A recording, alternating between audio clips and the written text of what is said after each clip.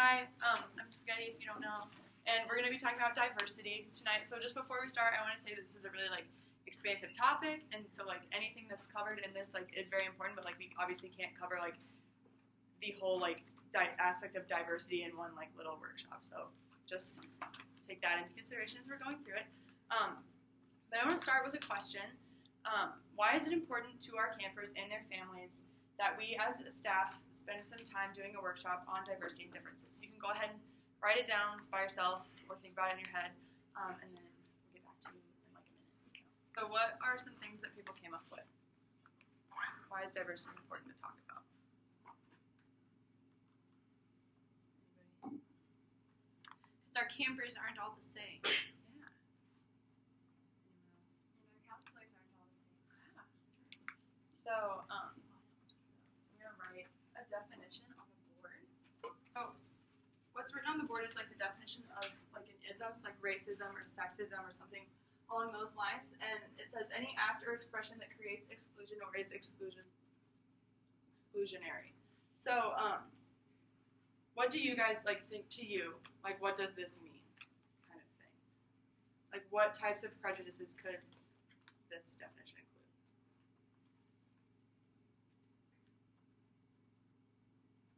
So an example would be racism. So what are some other examples? Ableism, so if the camper has a disability.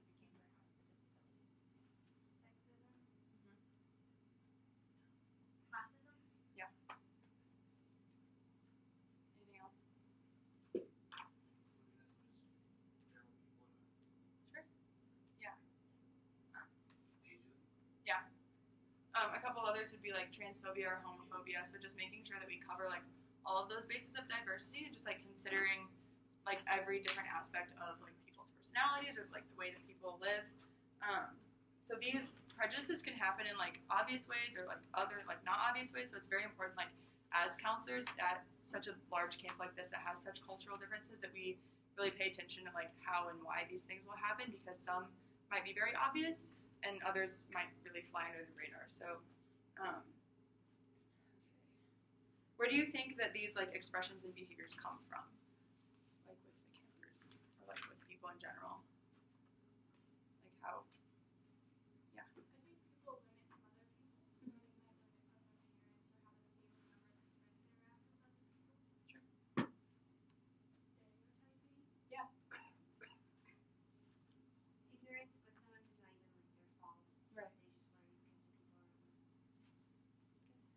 around them. So that can be more including culture, the way everyone comes from different backgrounds, personal experiences, so family, religion, all of that stuff, and then lack of exposure, kind of like Mary said, with how how exposed some people are to different aspects of diversity.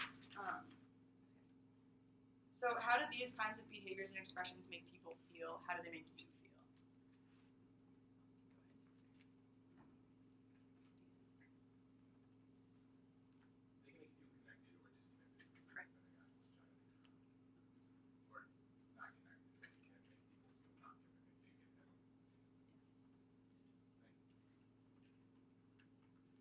Make you feel really unwelcome or unincluded, excluded. So our job at camp is to protect all of the kids from any of these behaviors and expressions. As counselors, we want to make sure that all of our campers are feeling comfortable and welcomed in the camp environment, and making sure that all of this stuff is or that they're okay with everything that's going on. So if we don't want these behaviors, what do we want? We want affirmation and celebration of diversity and differences.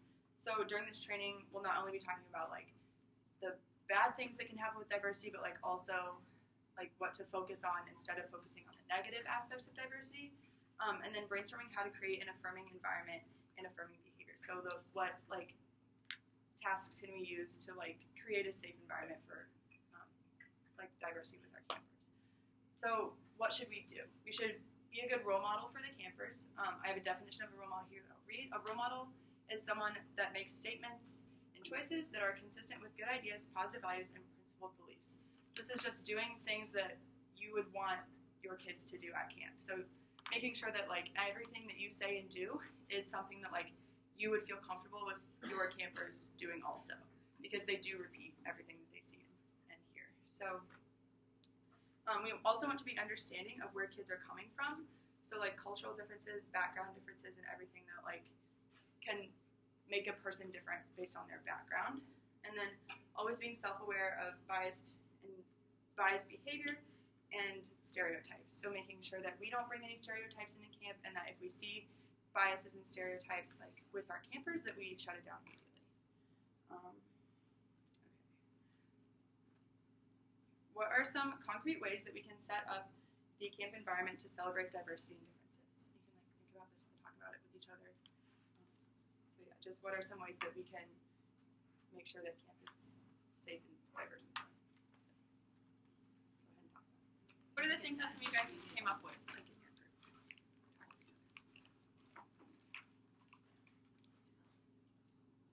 Great. Like I know that Karen and Allie try to make like the dress-up days really simple, and so that way you can include a lot of people, so you don't have to have a lot of money to like dress up for the themes. Anyone else?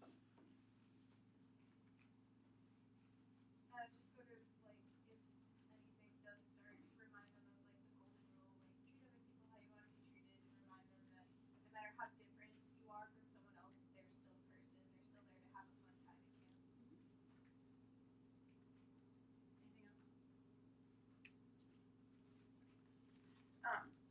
So one big thing that we want to touch on is like the respect of what people like believe or like say or do or feel. And so some can't, like a lot of people tend to like take into account the negative aspects of all of this, like when correcting themselves. So they're more in tune with what being disrespectful looks like or what they should not be doing instead of what they should be. So we want to focus on like the positive side of it. So instead of like focusing on like, oh, this is what you shouldn't do, maybe say like, oh, this is what you can do instead, kind of thing. So redirecting that into more of like a positive instance instead of just like attacking the negative all the time. And then making sure that when you discuss any negative behavior, you talk about its match pair. So like talking about the positive with the negative again. We also want to ban hate-based words or language. So we all know what this looks like, you know, just watch your mouth, make sure your campers are watching their mouths, making sure they're not saying things like the N word or the R word or things that could be offensive to some people in some cultures. So, yep. We also want to be like openly committed to creating a safe space where campuses goes back to making our campers feel comfortable. So we want them to really feel like their peers and their counselors care about how they're feeling and like their cultural backgrounds and everything. And then putting everything into the context of camp. So if you do see something that's going wrong, be like, oh, this is something that we don't want to do at camp. You know, like get that like maybe your family members say this or your family members feel this way, but at camp, this is how we are. So going back to that. And then dealing with any situation involving an ism-related behavior can be intense, emotional, and extremely difficult for staff members. So right now I want you guys to break up into like groups of 4 to 6, and I want you to consider the following questions in your groups. How to keep campers' behavior in perspective, things to remember when dealing with this behavior, and objectives for the behavior change you would like to see. So go ahead and you can get into groups and like discuss those things. I can repeat the questions. What are some things that you guys came up with? One thing we talked about was setting up like ground rules at the beginning of camp on the first day. You know, talking about like what you kind of expect to see out of everyone, what we don't want to see, and what would make everyone's week. What kind of behavior would make everyone have a great week, and that's the kind of behavior we want to strive for. Kind of going off of that, we talked about like reinforcing the rules each day. So like, I know that like last year we made like the cabin rules, and like just like before you leave each day, like reading them and being like, okay, make sure we do this again today. So going off of that. We talked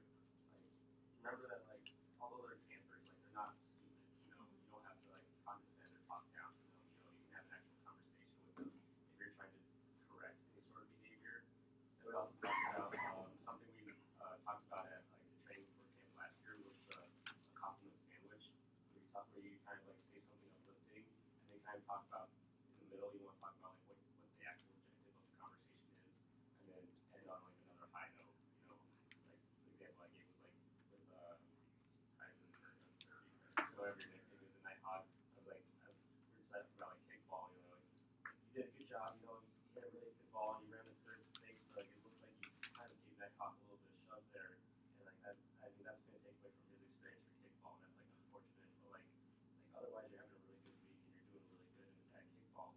So go out there and like do better. You know, you're doing great. And so like that kind of like is a great way I think to like constructively mend the situation. Those are really good. So things that I have are that campers are children, so the majority of the kids that we have are really young children. So just remembering that.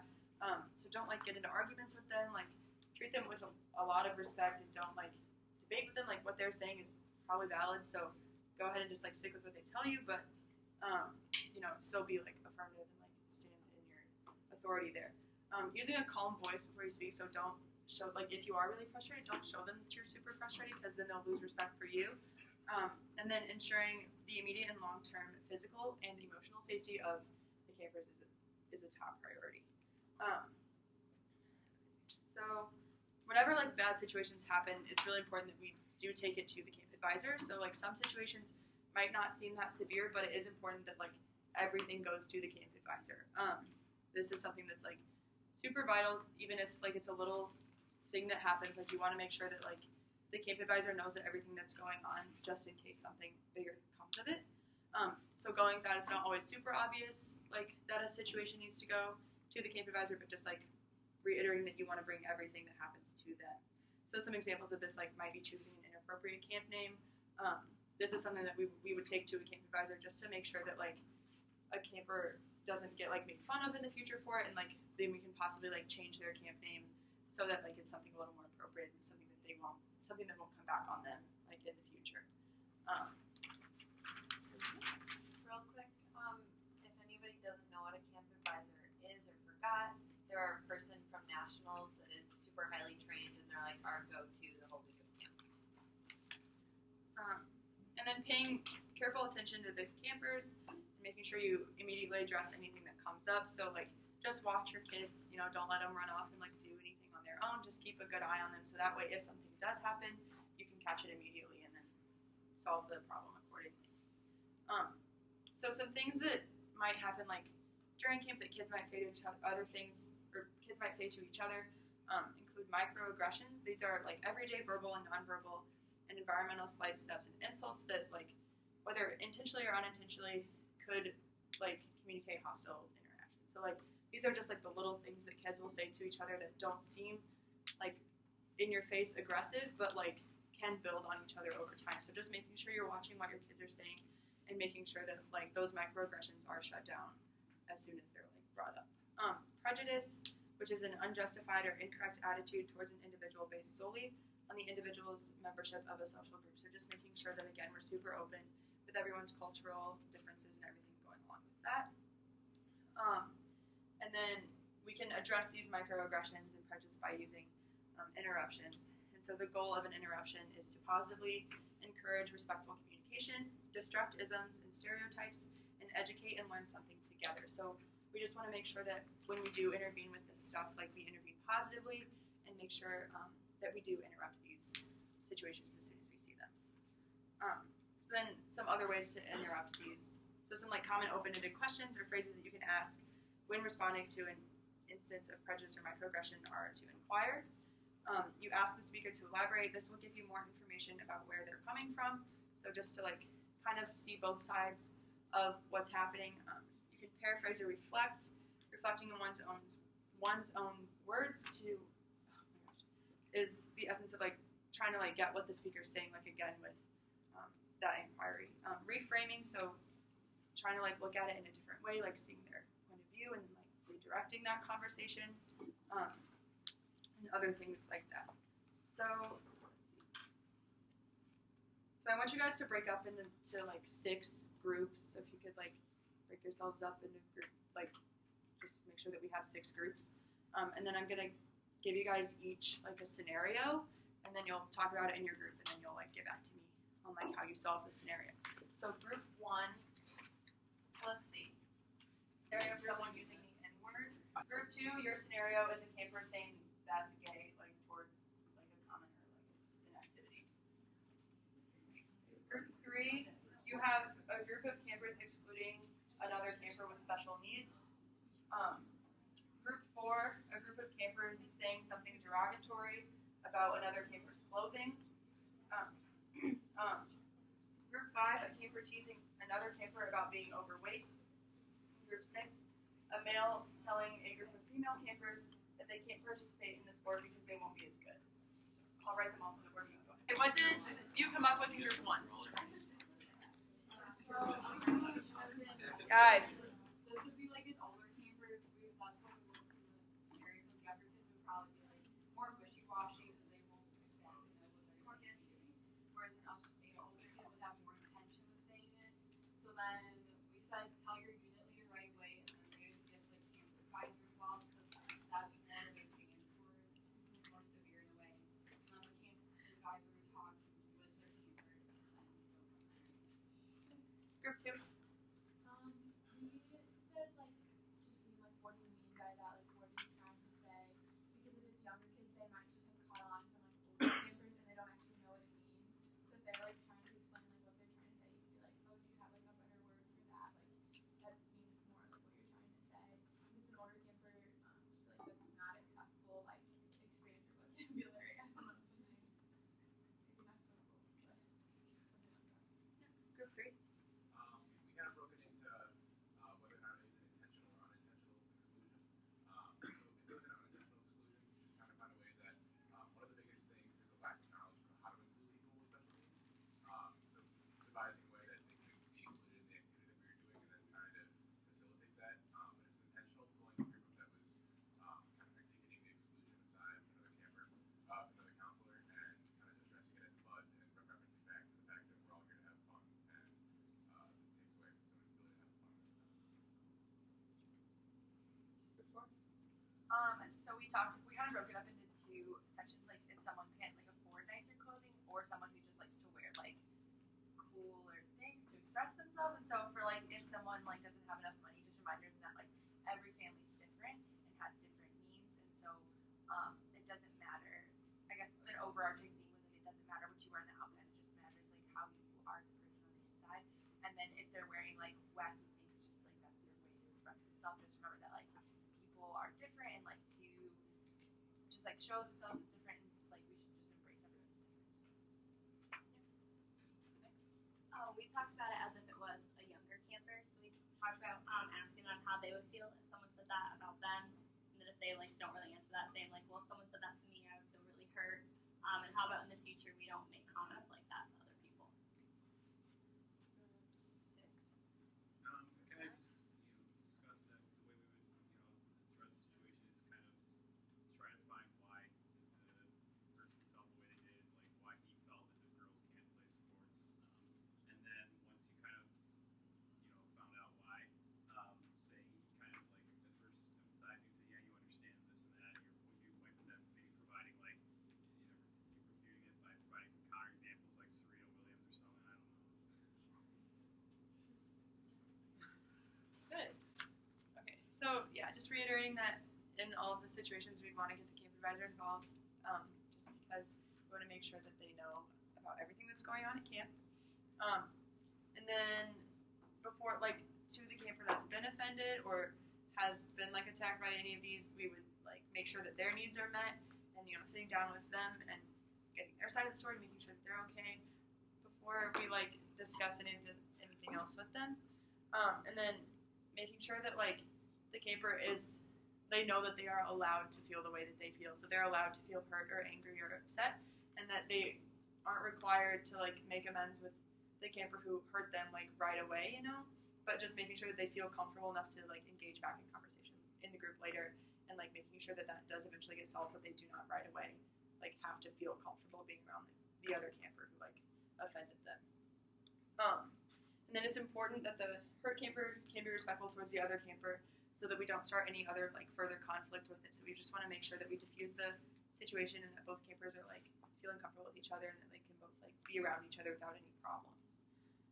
So some like things to explain to the camper would be like the camper who was hurt would be how you're going to deal with the situation. So you'd sit them down and be like, okay, like this is what happened, like this is what you told me, and this is what I heard from the other camper, so this is what we're gonna do, kind of thing, so that you're just being very transparent with them and they know like what's up. And then explaining that it's your job to take care of everyone as a counselor to like make sure that their needs are met and that everything like is getting taken care of so that they feel validated.